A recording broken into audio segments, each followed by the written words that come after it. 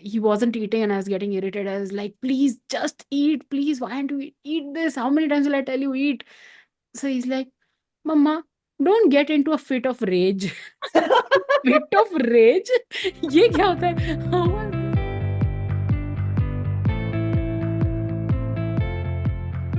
Hello, beautiful people, and welcome back to another episode of Parenthood.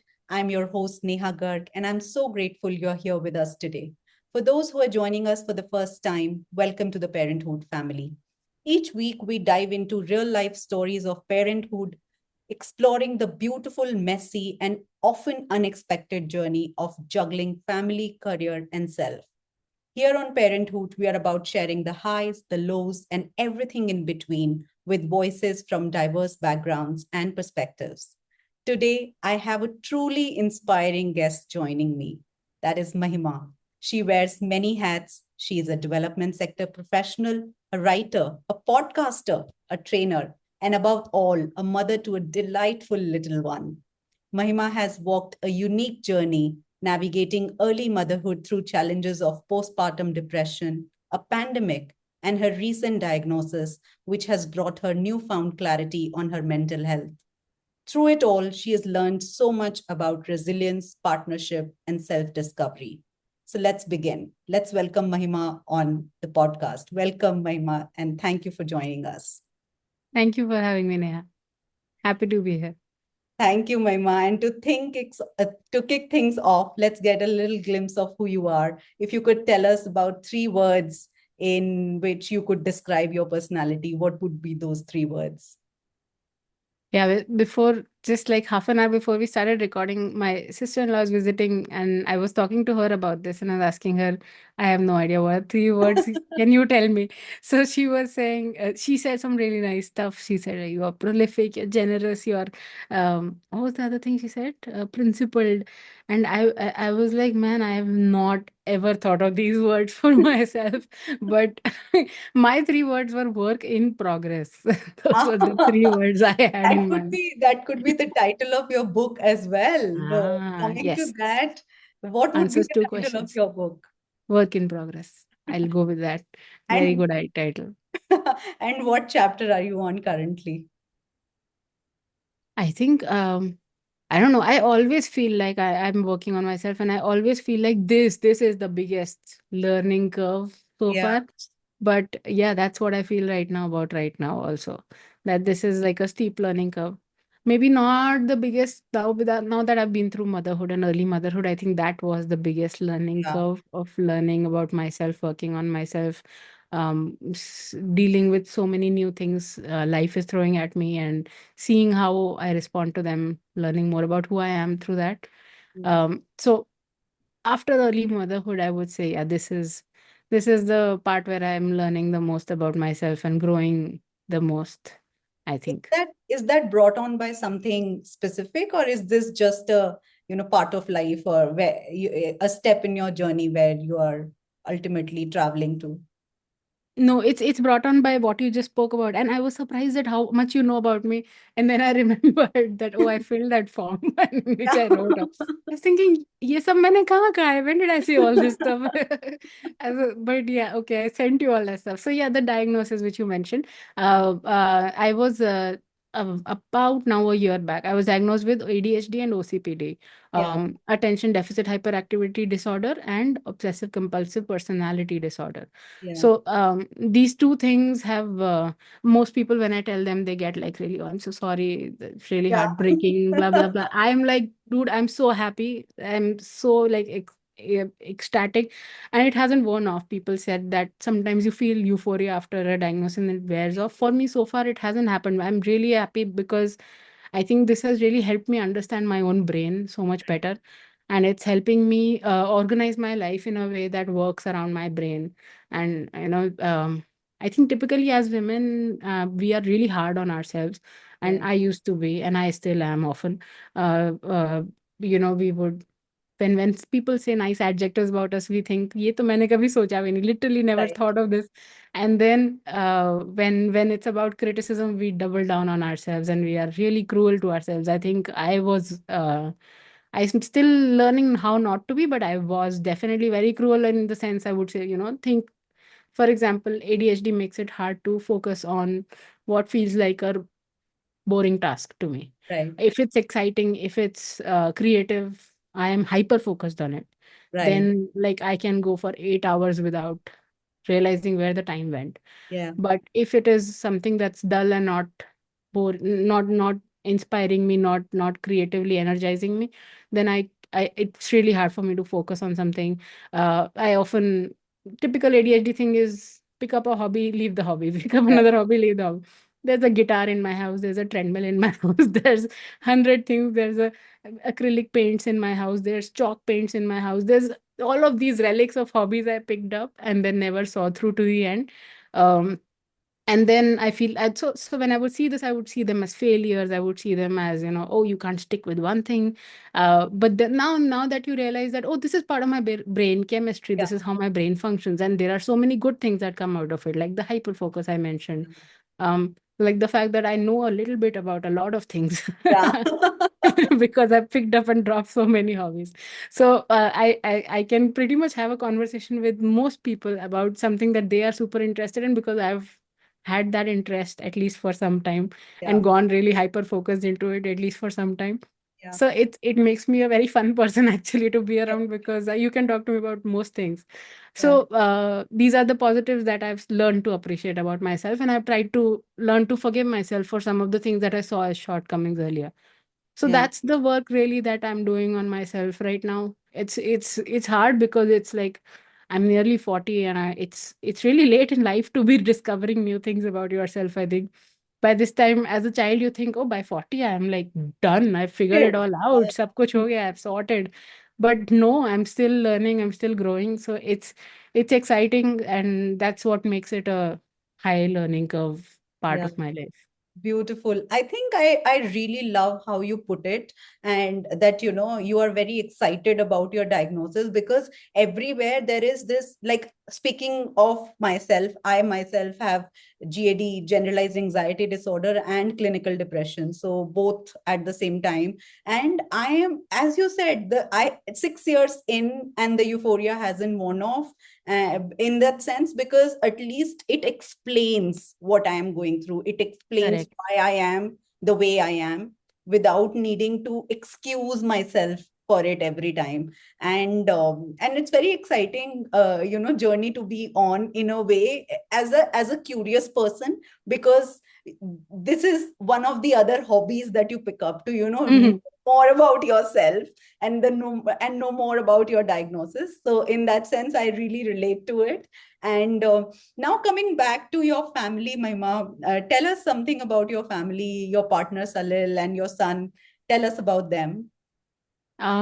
So Salil and I, we met around 12 years back. And in 2012, yeah, so Wow, almost exactly exactly. 12 years back. And we got married 10 and a half round years back.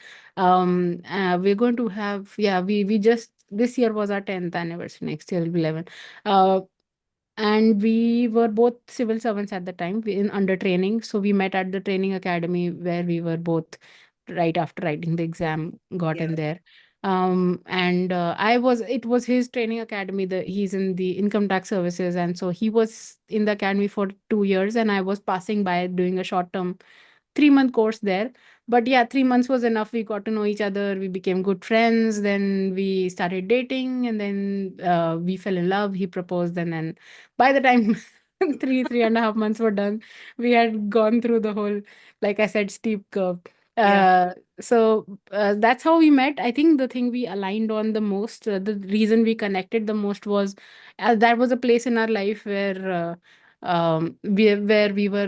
we had gone, we had come into this new world, right, of the civil yeah. services. And both of us had come from the private sector. We had worked before, we were engineers. So we had that kind of technical mindset, way of looking at things. And we had also come with this idealized notion of दुनिया desh ki बदल seva, देंगे. national service development, blah blah. So and then we came into the world of civil services where not everyone thinks like that. So for us it was a bit of a culture shock, and it was nice to have like one ally Yeah. Not just one, but there were maybe very very few people like that Yeah. who thought like that and had that value system. So we really connected on our value system because it was a rare oasis in in a otherwise desert that we were in, that we found ourselves in quite surprisingly to for us. So yeah, that's how we connected. Around 5 6 years into our marriage, we had a baby. He's 5 now. He's amazing. I don't know what to tell you about him. He's everything. He's my favorite person. Salil Wow. has been demoted to second favorite now. All, I think all husbands go through the same, Yeah. poor things, but That's okay. I'm also his second favorite now. I'm okay with that. I think hopefully, we are yeah. both okay with that. We understand that this no this one deserves rank one. We Yeah. are happy with rank two, both of Yeah. us. But so many years with Salil, I think it's a testament. It's a not just a testament, a beautiful testament to your connection. But what I'm really interested to know is that how has your relationship or connection evolved with becoming parents? How has that moved or shifted or evolved, whatever we want to call it?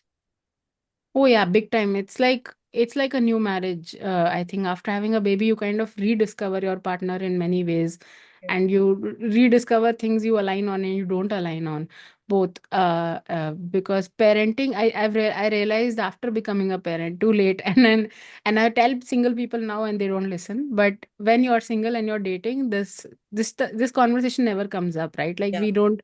I don't want to ask my boyfriend how he would be as a father. It's a Mm. weird question to ask. It feels like it's too early if you ask it on a date, and if it's too late if you're already committed, then you're Yeah. like, nah, I'm not going to dump my boyfriend because 10 years later he might be a different father. We don't know Yeah. whether how we will be when we cross that bridge when it comes and all that. But yeah, that's a big conversation that gets missed when we are looking for a partner. And parenting makes you like rediscover your partner.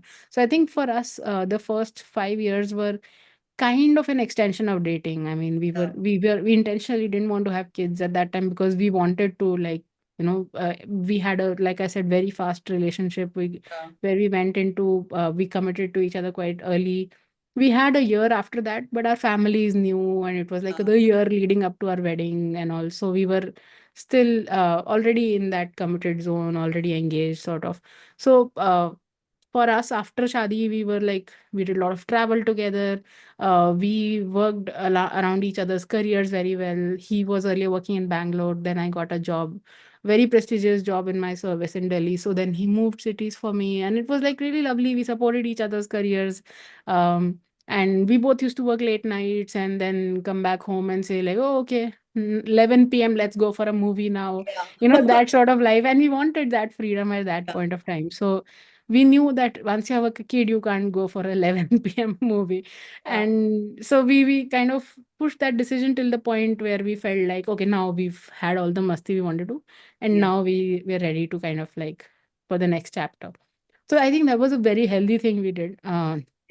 We were also like not super young when we got married. I think I was 28, he was 29 or 29 30, aisa kuch. Yeah. And so we had lived the single life also enough, Yeah. I think, to grow to a point where we were ready for marriage. And then same thing, I saw that worked well for me. It helped person for me. Um, there's obviously a bit of luck involved, a lot of luck Yeah. involved, but also it helps, I think, if you are mature when you look for your partner, Yeah. emotionally mature, and that applies even more to parenthood. I think that I don't think you should become a parent if you are not emotionally mature enough to feel secure in your self, in your body, in your relationship, in your marriage, everything. So I kind of like repeated that pattern. I said, as long as I wanted to do my masti of being single and Yeah. enjoy the single life, I did that. Now I want to enjoy the only with my Married. partner Yeah. life. Yeah. And then I'll come to motherhood, and then we'll work on that chapter when we so there's no resentment, there's no feeling of, oh, I Yeah. missed this Yeah. part, and look at those guys having fun and I'm Yeah. here with the baby. So that I think was also a good decision in hindsight, and it also helped us discover each other far better as people. We knew each other very thoroughly by the time we became parents. And yet, like life Yeah. throws curveballs, right? Like, yet you discover new things about your partner when they are a co-parent. Yeah. So, for example, we discovered 6 years after our marriage that his parenting was very different style from mine. And Yeah. it's because his parents parented him very differently from the way mine did. Yeah. Um, Mine were very on the bright side, very very close, nurturing, very involved in our day to day homework. Best Yeah. friend कौन है, school match क्या हुआ, who's your favorite teacher, Yeah. how is this teacher treating you, वो you miss school that day, did you catch up to that, when is this exam due, all of this. His parents were very laissez-faire, that Yeah. you're fine, you're fed, you're happy. You're going to some school, okay, good. So that's like they were very chilled out parents, and both styles have their pluses and minuses. Yes. And so both of us brought those pluses and minuses, and there are not super compatible because they're very polar opposite designs of styles of parenting. And I think over the years we have, and we will continue to kind of find a way to meld those two styles into each other in a way with where it's most beneficial for our kid. So Yeah. sometimes I have to kind of check myself if I'm becoming too controlling, like I'm trying to check everything, and I need to let him have his space, even though he's young, very young right now. But with age, I have to like kind of learn to let Yeah. him be his own person, not be controlled in a very close quarters by me, and learn to kind of give him the nurturing environment, the safety of home, but without getting intrusive. And Yeah. then on his side, he has to kind of learn to pay more attention and be like, yeah, he's happy to let the child play and be free, but again, the basics hygiene factor of safety, physical, emotional, mental safety, that stuff he's learning more from me. So we both learning from each other, kind of. It's not a very frictionless Yeah. process, of course. but but we are trying to kind of grow together as parents and try to do what's figure out the midway which is best for our kid. Yeah. And what's the vibe like in your household, Maima? You said, you have very different styles of innate styles of parenting, I would say, and together you bring in kind of cohesive style which comes up eventually. So, like, what is the day-to-day life like? Do you have a routine? Yeah, yeah. Now that our kid goes to school, there's a routine which is defined by his school, basically. Yeah. So, and it is interestingly like you said, it's actually an amalgamation of these two styles, and there are periods where one style is more and the other style is less. Because now earlier we used to live close to my parents, and so I think our style of my side of the Yeah. family style was more heavy on him, which was good and necessary because he was an infant, right? So Right. they need that sort of close quarters observation and caregiving. But now we live in another city. We moved a year back, and now we are kind of like just the nuclear family, me, Salil, and our kid. That's it. So between me and Salil, now we have to manage 24 hours. So Yeah. we do pass the parcel. Yeah. So when the parcel is in me, then the parcel is very closely care given for. Then usually meal times and bath times and nighttime chatter that'll be on my plate, and taking him outside, playing with him, Yeah. running around, school pickup, drop off. Actually, he does drop off, I do pick up, but yeah, the more open Outside. play kind Yes. of things happen with his dad.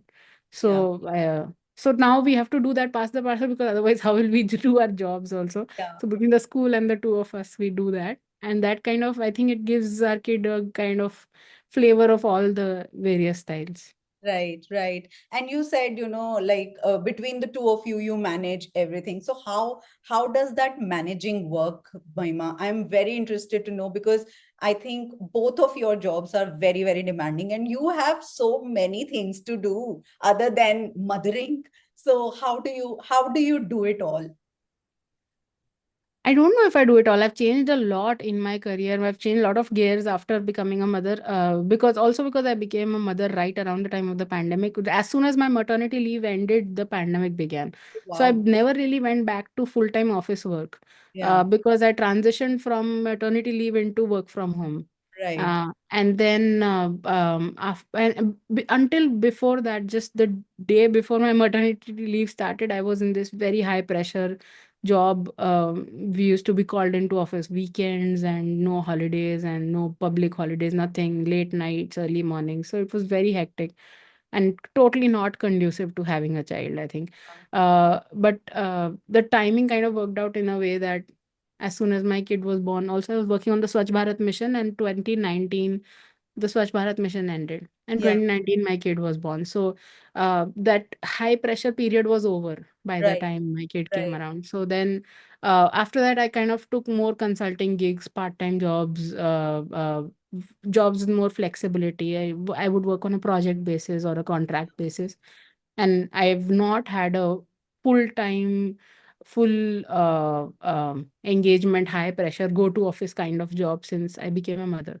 And Yeah. that's really helped me kind of align my day around my kids' day.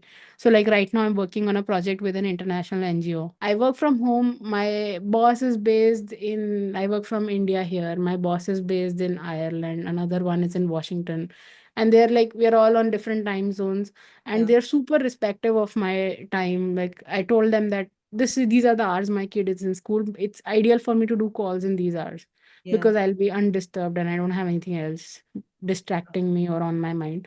And so they, every email they send to even a third party, they'll say Mahima's Wow. preferred hours are these. So they really respect my time, my boundaries. They never call me on a weekend. They never even email. If they email, I'm not expected to respond. Right. So in that way, I've now started picking jobs which help me work with people who respect my boundaries. And Right. that was something I think I never learned until I became a mother. I was never respectful of my own boundaries. I Right. used to be take a great pride in calling myself a workaholic, but I think in India, being a workaholic means just being exploited by others, Yeah. and bosses who will not respect your Right. private time and your personal life. Yeah. And so-called work-life balance is a myth in for Yes. most Indians, I think. Unless you work for yourself, and Yeah. that There also also it's there very also. challenging. Yeah. Yes. There it's even more because the line between your time and work time is completely blurred Yeah. there. Yeah. Yeah. But yeah, so I think it was good for me in those years to work for these workaholic bosses and these high stress environments because did a lot of learning. Yeah. And again, because I had a kid later in life, I had already achieved a lot of Yeah. professional success. So for me, it wasn't like an unmet need which really drove me Yeah. afterwards. I was Yeah. like, hey, I've done that, and I'm very happy with how that has worked out. Yeah. And now for me, it is important still. It gives me joy, fulfillment, money, Yeah. and impact and all of those satisfactions. So work is still important for me, but now it is not the most important thing for me. My kid is the most important thing, and I like that I've been able to and privileged to be at a stage of life where I've able to pick between jobs, where I Yeah. say, hey, I'm going to work for you only if you respect these This. three conditions of mine. Yeah. Yeah. And at this, again, at this age and stage, you have the privilege of making these demands and people being okay with them. And Yeah. I've also been lucky. I think international organizations are a little more respectful than Yeah. Indians Yeah. in that That's true. respect. That's true. Let's rewind a bit, Maima, into the beginning of your motherhood journey. You said you planned for your baby. So how was it like? Was it, everything that you wished for and prepared for, or did it throw you any kind of curveballs? What was the pregnancy journey like? What was the motherhood journey like for you? Pregnancy was by and large, I think, smooth. I had we used to have those regular visits with the doctors and regular ultrasounds, all of that. I was very happy my husband would come along for everything, and I noticed much later that most husbands weren't doing that every visit, and I was very happy that I didn't have to ask him to Yeah. do that. And we had a little bit of a thoda sa some bleeding and all happened in the middle, and my doctor put me on some progesterone injections, which I got every week for like 2-3 months. But other than that, it was a fairly normal pregnancy. You went to work till the 8th month, and so it went as well as you could expect. But I think the delivery was very traumatic, and afterwards also my postpartum care was not very. I would have could have done it better. I think I could have managed it better. I think I just wasn't informed enough. And so I didn't have many friends who were parents, so I Right. didn't have those first-hand stories to learn from also. Yeah. Um, my delivery was traumatic mostly because I think my OBGYN was abusive.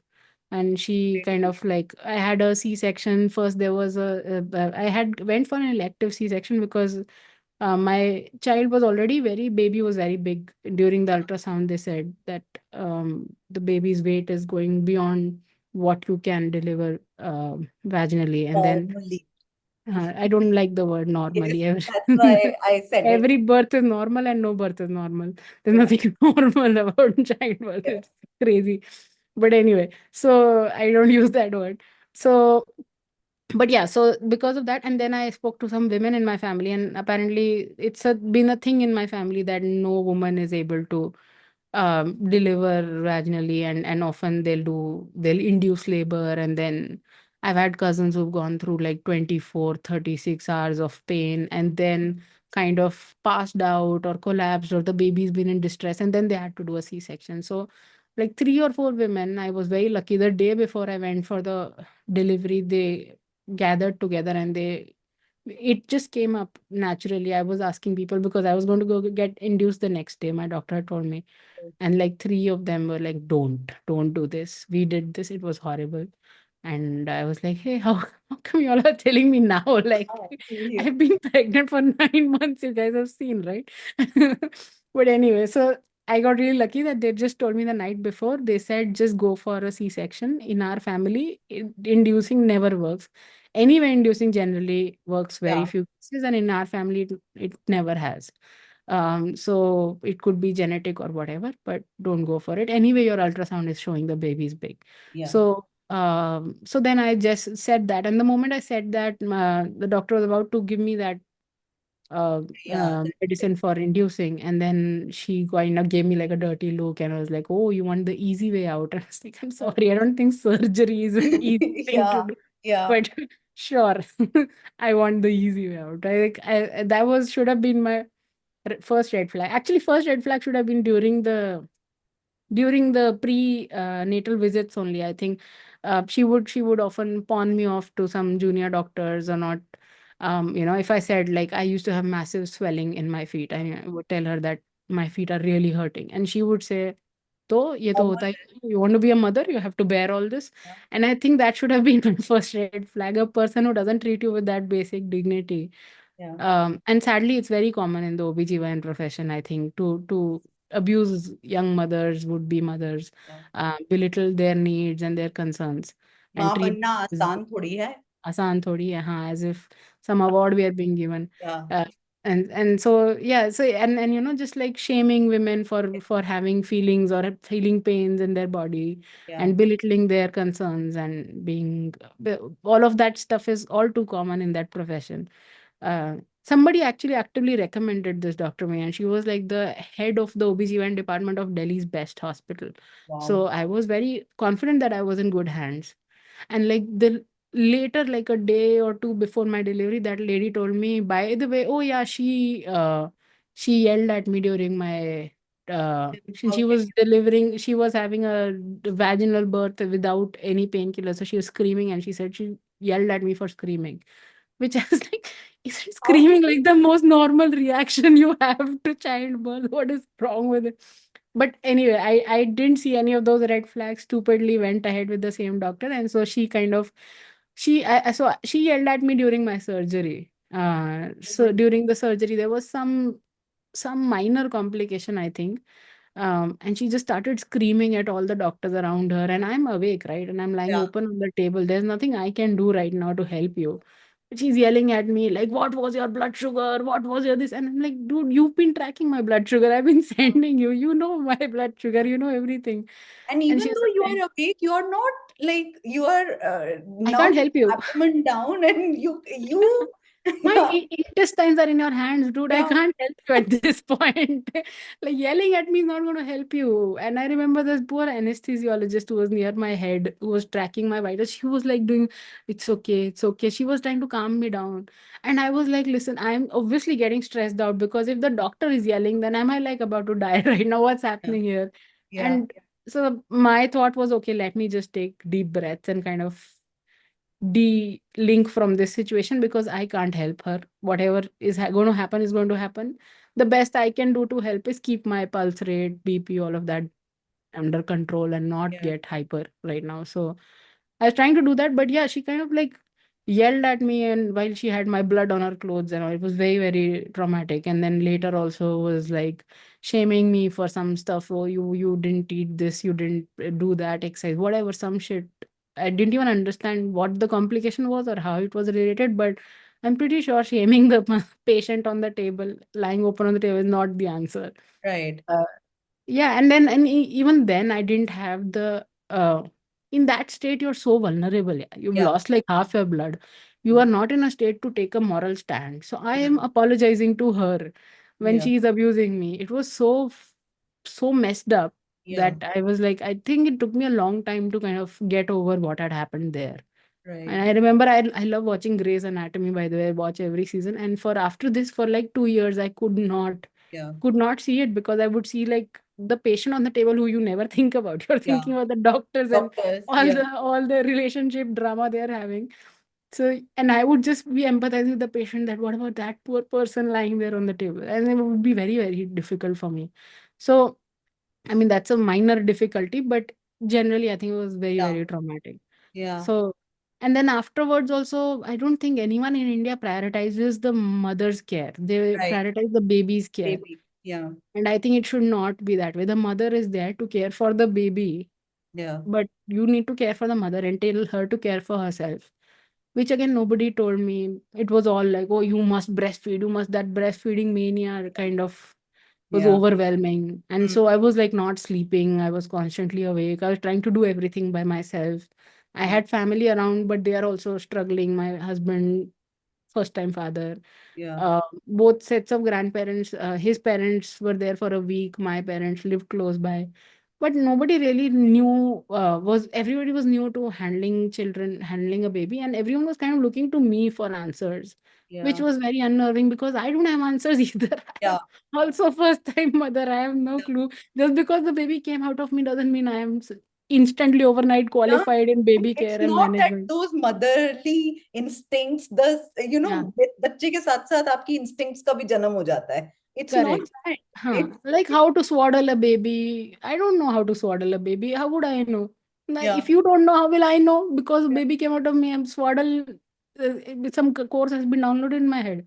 So something. It's really random, and I used to put all this pressure on myself because I used to feel like, no, no, I'm the mother. I should know. I'm Yeah. on maternity leave. I used to feel like this is the one job I have. I have to do this job well. Yeah. And so I think I put so much pressure on myself physically, mentally, emotionally, that I was like up at all hours of the night, all day, 22 hours, being up straight, being up, like getting 15 minutes of sleep, 45 minutes of sleep. It was dysfunctional. And like now looking back, I know that there are JAPAs and there are people you can hire who are qualified to in Yeah. baby management, and Yeah. they will allow you to at least get a good night's sleep. And I think I went through postpartum depression only because of sleeplessness. If I had slept properly, and I'm a person who could sleep 14 hours at a stretch before I'm becoming a mother, Yeah. and suddenly you cut me down to 15 minutes, 45 minutes, it's going to take a toll on any human being. Yeah. So I think for me, that I should have, me or somebody around me should Yeah. have seen that and intervened. And I guess none of us had the knowledge. And But again, it's not something that's spoken about at all, that mothers yeah. need to be cared for. Yeah. Yeah. Everyone talks about baby care, but nobody talks about new mothers care. Yeah. And so some my mom tried a bit. She brought some random ladies who would do massage, and I, another thing I realized was that these that everybody has an opinion on a new mother and Yeah. how she should take care of the child. Yeah. Like even with So for example, with my domestic help, I've always had a professional relationship. You come, you do your job, you go. Yeah. If I have feedback, I'll give you. If I have directions, I'll give you. And then thank you, bye bye. But, and that had been my relationship all through. But the moment I became a mother, I saw a lot of unsolicited advice coming from them also. So this like massage lady I spoke about, she would come and start shaming me about feeding formula to my child, and she would say, no, no, mother's milk is best and all that crap. So breastfeeding was really hard for me because again I was under so much stress. I think that kind of reduced the milk production in my body, and then I literally did not enjoy being a mother until I stopped breastfeeding. Right. Till then it was just traumatic, trauma non-stop. 3.5 months I think I lasted, only that long. And even all through that time I had to supplement with formula. Yeah. And I'd been, again, you are taught this gold standard of motherhood is the Yeah. mother whose breast milk is flowing from the taps Yeah. uncontrolled, and then her Yeah. baby is Your happy clothes and are soaked. हमारे तो कपड़े भीग जाते थे, right. हमारी तो नदियां बह जाती थी, हम तो कहीं Correct. नहीं जा सकते थे. And I'm like, good for you. Good for you, man. I know. And it's a, and again with these stories now, often there's a lot of lack of sympathy and basic sensitivity. To tell such a story to a mother who's struggling is really, really hurtful. Yeah. So I used to get all of this kind of unsolicited advice from other mothers, sometimes men also talking to me about breastfeeding. Why aren't you breastfeeding your child? I'm like, F off, none of your business, dude. Like, how is this your business? How is it okay for you to talk to me about this?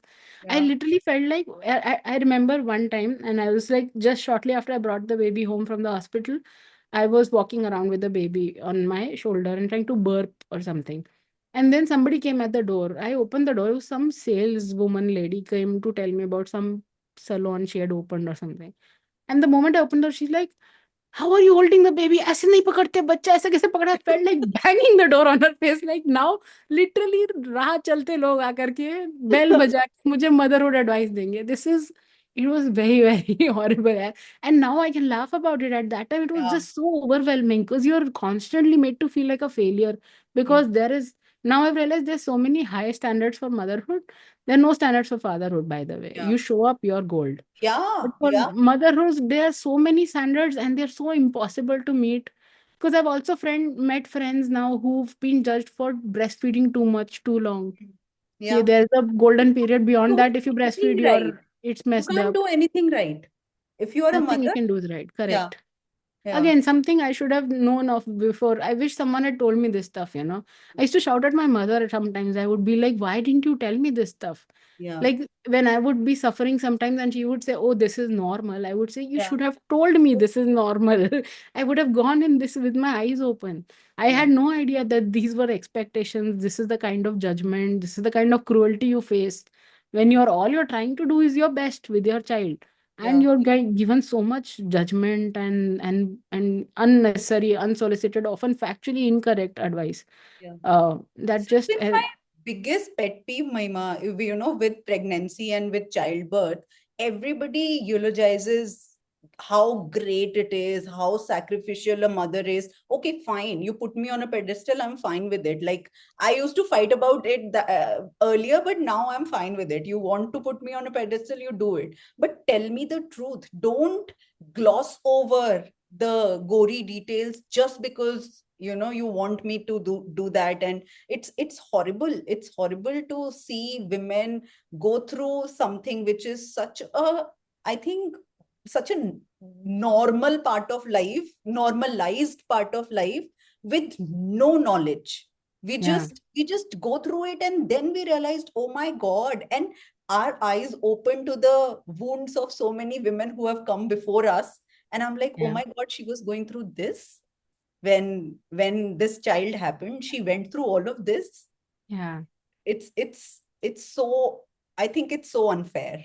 It's crazy, yeah. I mean, I don't even feel like I was ever put on a pedestal by anyone. I've never felt any pedestal under me. I think the woman on the pedestal is a fictitious woman who doesn't exist. She's, Yeah. the perfect mother. She's the mother India. Sharma ji ki beti. She does not exist. Yeah, वो Yeah. Sharma ji की मम्मा है. वो she does not exist. She is that perfect mother who has the perfect pregnancy, the perfect childbirth, the perfect breast for feeding journey, the Yeah. perfect postpartum body, the perfect. recipes for cooking homemade gluten-free food for her child. All of that good for that person. That person doesn't exist. No woman can live up to that. And it's kind of like it's a very toxic, well-designed process whereby women are constantly put in their place. Yeah. Like that's what I was saying, earlier I had this professional relationship with people around me. And then when moment I became a mother, everyone started feeling free to jump with Yeah. throw judgment at me, throw advice at me unsolicited. And then I felt like, oh, now this is how you show a woman her place in Yes. society. Yeah. That aap kuch bhi kar lo, whatever, however big you can become at work and all.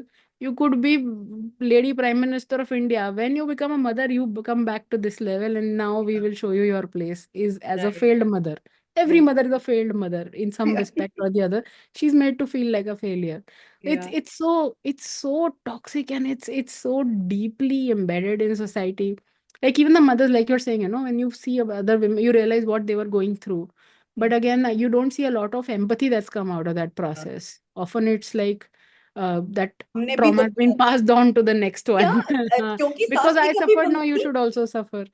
या it's exactly that it is क्योंकि सास भी कभी बहू थी syndrome that I हाँ, have done this now you will suffer this and that is how the world goes that हमने किया तुम भी करो और correct. तुम्हारे बच्चे भी करेंगे आगे. Mm. So if I suffered, how can you have a smooth journey? या So from women, it's that. From men, it's mostly apathy. So it's a very difficult thing. It's unnecessarily made to be difficult. It's harder than it's already very hard. It's already the hardest thing you'll ever do. या And then it's made harder by the people around you. So yeah, that's what I keep telling, like young mothers, would be mothers, women thinking, hoping, planning to be mothers. I'm like, go in it with your eyes open. Do it. It's a beautiful thing. It's या the best thing I ever did, या even despite all of this stuff.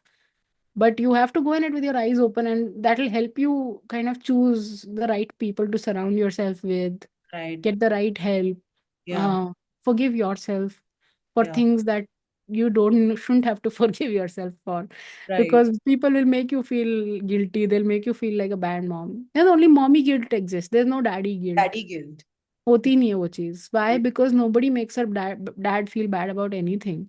Oh, if Again, anything dad they shows are up, they're great. gold. Yeah, they are good. Oh Yeah. wow, you do this also, you do this also. Wow. I Yeah. was being given some. There's a book I co-authored on Swachh Bharat, and the book release happened a month or 45 days, I think, after the birth of my child. And so, very young baby, first time I left the house, went so long. My husband, I'm up on stage with the book release and all happening, and he's holding the baby. And this lady comes up to me. She's like, "Oh, you're so lucky. Your husband is holding the." I'm like, 45 days. This child has been attached to me 24 hours. He produced the First, baby, he co-produced the baby. So first 15 minutes, this he's with the man without me being around, and suddenly laurels are being thrown at him. And I was like, do you understand that I am still breastfeeding this child? I stay up all night with this child. Nobody's ever come and told me what a great mother I am. I'm yeah, happy that my husband is supportive and all of yeah, that, and he's being given recognition for it. Happy for him. But where is my recognition? It's a yeah, natural question to ask if I'm working yeah, 3,300 times more than him. yeah, Then where is my 1% of the recognition that he's getting? I don't get that. So then that lady was also like, oh yeah, you're right. Actually, I never thought of it this way. Yeah, why am I appreciating him? Why am I not appreciating you? You're a mother, you've written a book, and but I'm not somebody. such a beautiful thing, yeah. You told her and she recognized her, that she was not doing it. How many people can we now count on our fingers and say they would Yeah. be able to do that? To be able to stand up and just recognize your own assumptions, your own biases, and say, yes, I have been wrong all Yeah. throughout. But Maima, what is most intriguing to me through all this is how did you come out of it? How did you survive that time? It just sounds, was it just time doing its bidding or was it something else? Because it sounds horrific. Yeah, I mean, there are people have with much bigger challenges here. Like let's be real. I have a lot of privileges. I have helpful, supportive family. Blah blah blah blah. A lot of privileges, but I think one big thing was sleep. like I said, sleep deprivation brought on a lot of it, and as the child grows, you just sleep better. Yeah. That helped. Then I, supportive family, yeah, parents would take on a few hours here and there.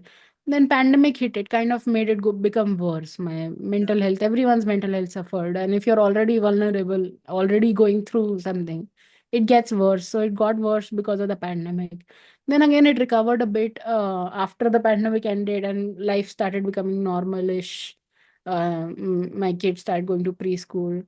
Then we had a health scare with him when 2 years back around Diwali, he was we lived in Delhi, Gurgaon, and the air quality there, of Yeah. course, legends, stuff of legends. So yeah, it was going to always be bad. I always wanted to not raise a kid there, but then because of the pandemic, the air kind of cleared up, and it was like Yeah. it kind of became a back of the mind thing. Then 2 years back, yeah, around Diwali, it was back in full force, and my son was suddenly. We thought he had a cough and cold, but suddenly he said, "I can't breathe."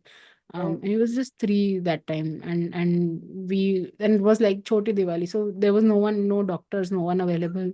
So I had messaged some moms group in the colony, and like 20 moms suddenly take him to the hospital right now, take him to the ER. This happened with my baby. This happened with my baby, and then we took him, and he was like in the ICU on Diwali. On 2 3 days, he was kept there.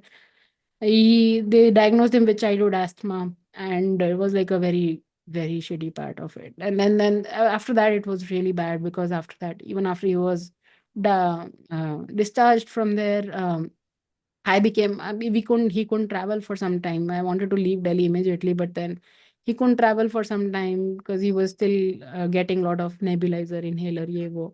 And I became very hyper vigilant about air quality. I used to be like constantly, checking AQI of bedroom, drawing room. वहाँ भी उतना भी, there's a lot of difference yeah. in Delhi.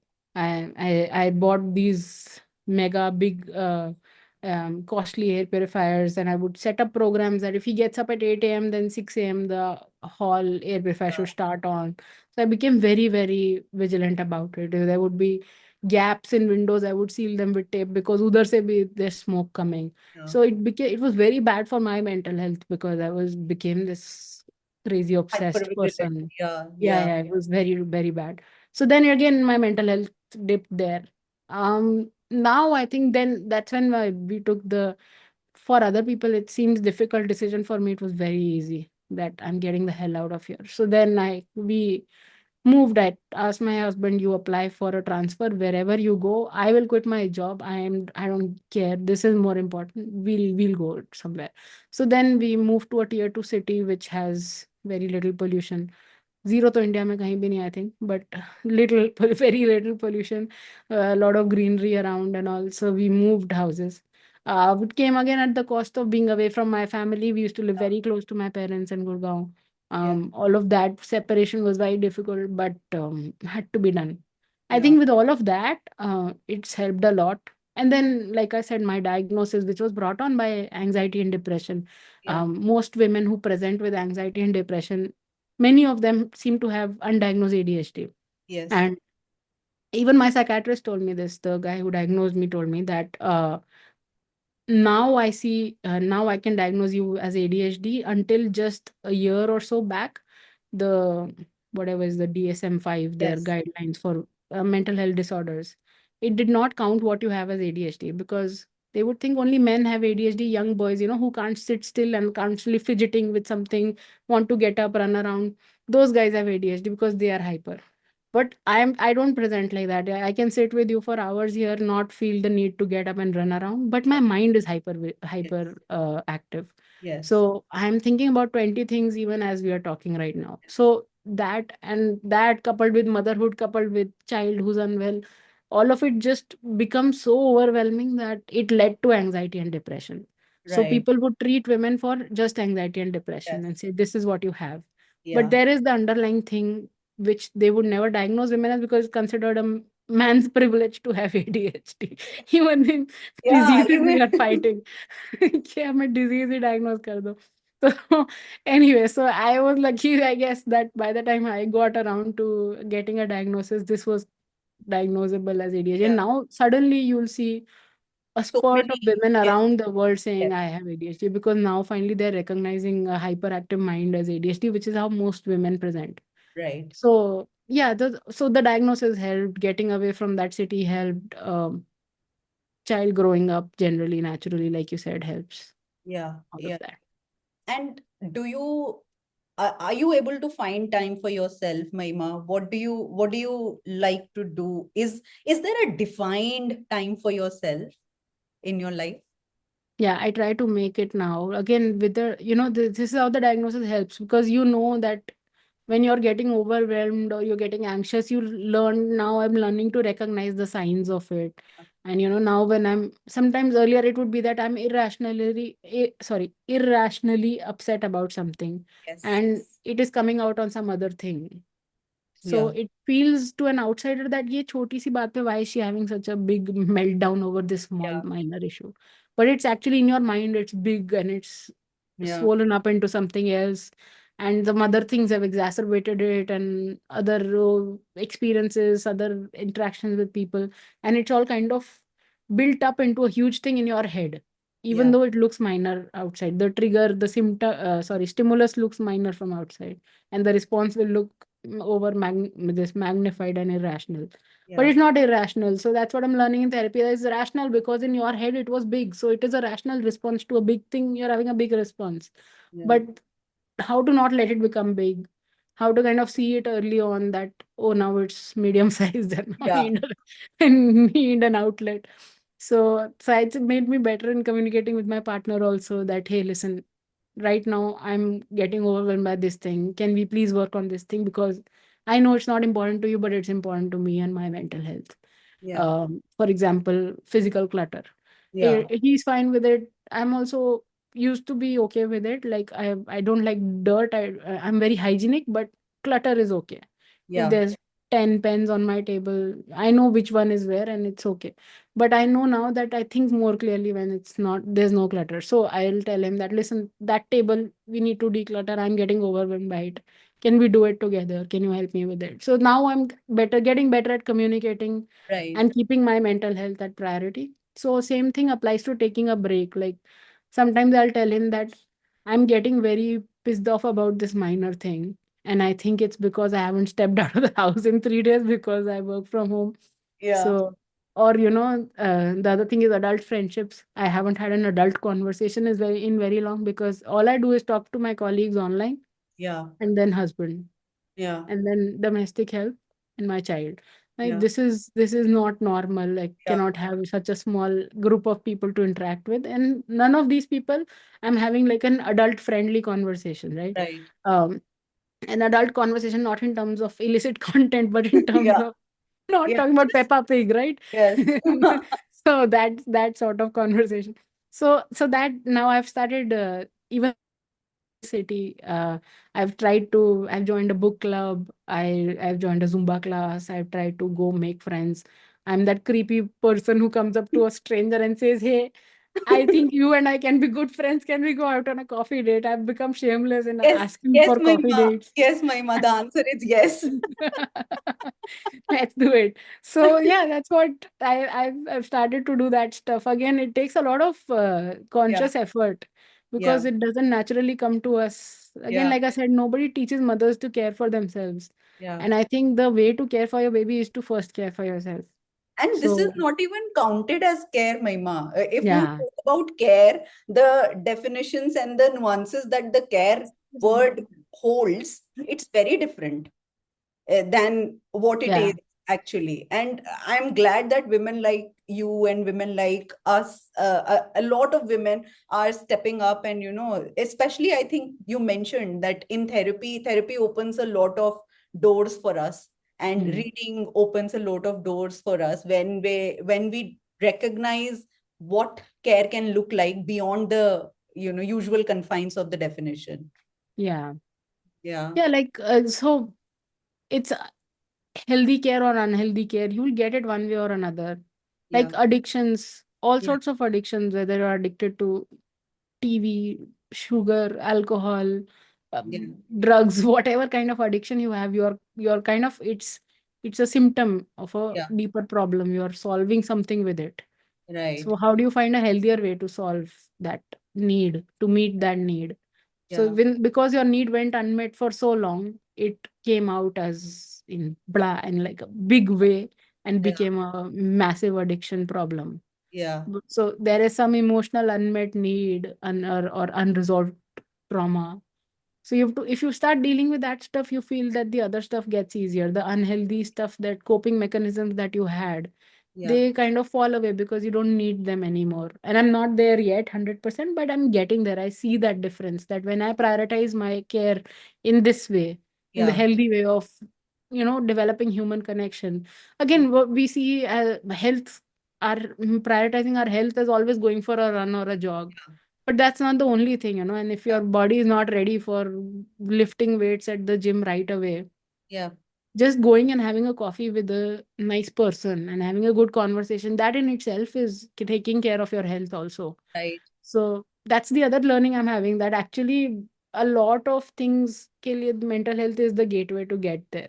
Yeah. Whether it is being a better parent, being a healthier human, being a more involved, emotionally mature person, Yeah. whether it is your marriage or relationship, all Yeah. of it, if you take care of your mental health better, Yeah. a lot of it kind of resolves itself. Yeah, yeah. And how do you prioritize your relationship in all of this with Salil? Are there any things that you said, you are rediscovering marriage and you are redefining what that looks like for each couple, I think, So Hmm. how does that work for you guys? I mean, I'm sure you can't ever subtract the child out of the equation, but are there times when it's just the two of you doing your thing as two people, or it's always the three of you? Right now, because we are nuclear setup, I think the only time it's two of us is after our child goes to bed. Yeah, And yeah. that's the thing, it's called, it's a Chinese term called revenge bedtime procrastination, Yes. which is, that thing where you postpone your bedtime because this is the only time you get, which is free time. Yeah. So both of us do a lot of that. It's not very healthy that we often, like, after a child goes to bed, I'll binge watching something. Yeah. Even reading a book. Chalo, now is the time. But yeah, we're trying to make more of us time in that. So far, it's been me time, because I think me time is an even more basic need. Yeah. वो ही नहीं है तो us time तक पहुंचता नहीं है. Yeah. So I am also finding the more I do me time, the more I get appetite for us time. Yes. So yeah, that's also a thing of, again, rediscovering your each other as partners. So Yeah. you forget that part when you've been parents for so long. You Yeah. kind of, for us at least, it's been like that. It's been so hectic the last few years, especially for me. Yeah. I've been so consumed by the role of a mother that the role of a wife has been discarded pretty much, not even left behind. I've pretty much discarded that role. And I'm lucky that I'm not married to a guy who needs me to iron his shirts or feed his, make his food and all. I'm like, listen, you're an adult, go manage your life. I am here managing our child. Help me with this. I don't ask me for more help with other stuff. So because of that, all of that, kind of, we've become we are very, both very independent adults anyway. So we Right. don't really need help from each other on anything physically as such. Yeah. But yeah, with as again, as the child becomes more independent, has his own friend circle, we are slowly finding more us time now. Yeah. It's still a work in progress, as with everything else. Yeah. But yeah, hopefully getting better at it now. Yeah. I'm glad to hear that, Mahima, and I am sure, like listening to experience like yours and things that I hear from other parents energize me also as a mother, because I'm like, okay, mera time bhi aayega, we'll get there. But yeah, coming back to your child, Mahima, I want to understand from you and know from you is sometimes children do the smallest of things and they are like, oh my God, how did you do that and where did this come from? So I want us to know some things that your baby has done and you've been like blown, your mind has been blown. What are those, some of those things? Yeah, one thing, he's a big reader. And a lot of parents ask me. Yesterday, I was at a play area with him, and some random parent came to me and said, how is your child reading for so long? And I was like, it's a problem. He's in a play area and he's reading books here also, because he's always reading books at home. And here also he's sitting in a corner reading books. I need him to go jump on the trampoline. I'm literally dragging my kid to the trampoline. And other parents are like, how is he reading so much? So I think being the child of readers, Yeah, both me and my husband, both of us are readers. And so he sees us reading. He's also like, when he was a baby, I used to read a lot to him, yeah, and now he's kind of started reading on his own. So it's really fun to discover new things he's learned, new words he uses, expressions he's using. So Diwali pe I got him the Calvin and Hobbes box set, which I always wanted to own. yeah. And I saw him reading some comics at school, and I was like, wait, he's reading comics now. Okay, so Calvin and Hobbes now is an excuse. So I got the box set, and he's just consumed by it. I have to again rip him away from that thing to feed him also. So he's into it. And something the other day, I was he wasn't eating and I was getting irritated. I was like, please just eat, please, why don't you eat this? How many times will I tell you eat? So he's like, Mama, don't get into a fit of rage. Fit of rage? ये क्या होता है? How was this? Like, you would say such amazing words he comes up with. The other day he said something like behavioral modifications. And I was like, what? How he picks up these big words, and often he's overhearing our conversations all the time, like single child, so just Yeah, constantly tuned into what parents are discussing. And often he'll be quiet looking the other way or reading a yeah, book, but I can, and we both are often reminding each other, just remember he's listening to us, not like yeah. whatever we are discussing. Because often after the end of the conversation, he'll come up to us and ask one big word that we used in the conversation, and he'll say, Mama, what is inapplicable?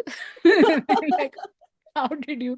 Okay, so like 20 minutes back, I said that word in one sentence, and he's registered it, and that question he's coming up with now. So curious kitten. Uh, and the other thing I really am proud of is I've been talking to him. I because I work in gender, I write about gender. I talk to him a lot about things that people would consider maybe concepts beyond his age, but they are not. Like, I think sex education, uh, uh, respecting the other gender, this stuff Yes, kind of has to start immediately, yes, as soon as they can speak. yes, Even his school, I'm lucky I found a very, very progressive school also for him here. So the school also keeps giving us talks about this stuff. But I've already been like, use the anatomically correct names for your yes, private parts, and spoken to him about, private time or privacy, yes, consent. yes. So I think he was maybe 2.5 years old one day. And um, sorry, this will ruin your audio. Because No, I think he was 2.5 years old one time when he was in this habit as a baby to hold my hair and sleep. I had yeah. longer hair, so it was easier. So he would hold my hair and sleep always tightly. So in the middle of the night, one day he woke up, and by that time I have kind of released myself, and I'm sleeping. So he wakes up at 3 a.m. and he wakes me up and he's like, Mama, do I have your consent to hold your hair? What a delight. What I what a little delight. I know. I was like so proud. 3 a.m. I have tears in my eyes at what this beautiful baby. I was like, yes, thank you for asking. You have my consent. So yeah, just say some one nugget will come every day. It just makes it all worth it. Yeah, I think it even listening to it is so so powerful that I'm having goosebumps all over. It's so beautiful, Maima. And now if you could just sit with your pre-parent self, and even though you had a lot of preparation coming into this journey, but Hmm. a lot of it was unexpected. So if you could sit with your pre-parent self and tell her something which you know now, what would be that? Yeah, I think I've been talking about that all through now, like stuff I Yeah. wish I knew. I think the number one thing would be to take care of myself. I think I would tell myself that this is going to be hard, and you already know it's going to be hard, but you don't know that it's the answer to it is not the self-sacrificial parent that you've been taught is the right way of parenting. It Yeah. is the self-prioritizing parent. You have to prioritize yourself, care for yourself, and the route to your child's happiness goes through your happiness. If you are unhappy, unhealthy, depressed, anxious, million other things that mothers are made to be, and by sacrificing their well-being for the child or for others, if you are like that, it's impossible for you to give your child the mother they need and deserve. And Right. so if you don't make yourself happy, if you don't make yourself, comfortable, if you don't treat yourself once in a while, the one great thing I learned in therapy, or I probably read somewhere, was that treat yourself the way you would treat your child. So you have to come sometimes, reparent yourself. Yeah. So the kind of unconditional love, forgiveness, indulgence that you give to your child, if you give yourself even a fraction of that, Yeah. that is the way to be a great mother, I think. Because that's what we all aspire to be, great mother. We don't want to be great to ourselves, we want to be great for the child. But Right. even if you want to be great for the child, the way to that is to be good to yourself. Yeah, and I think you have covered a lot of what I'm going to ask next in your this response of yours. But still, if you were to if as a final word, as a parting word, if you were to leave our listeners with insight or one advice for how could they be better parents or better human beings caring for themselves, what would it be? Yeah, the thing that I said in the last answer, I think, is that you have to be your own parent in some ways. Kind of becoming a parent is also becoming a child again. And everyone has some unhealed wounds or some unprocessed childhood trauma or something that we don't want to even face to ourselves, let alone share with others. Yeah, But yeah, you have to kind of, that work is inescapable. I think that work has to be done on yeah, yourself, on healing yourself in and nurturing yourself like you would your child, assuming you are the, like most parents, want to be a good parent, want to give your child all the love in the world. Things and all, many people also measure it by things. I want to give my child an iPad and all. No, that's not the answer. The thing is about the time, love, affection that you want to give your child.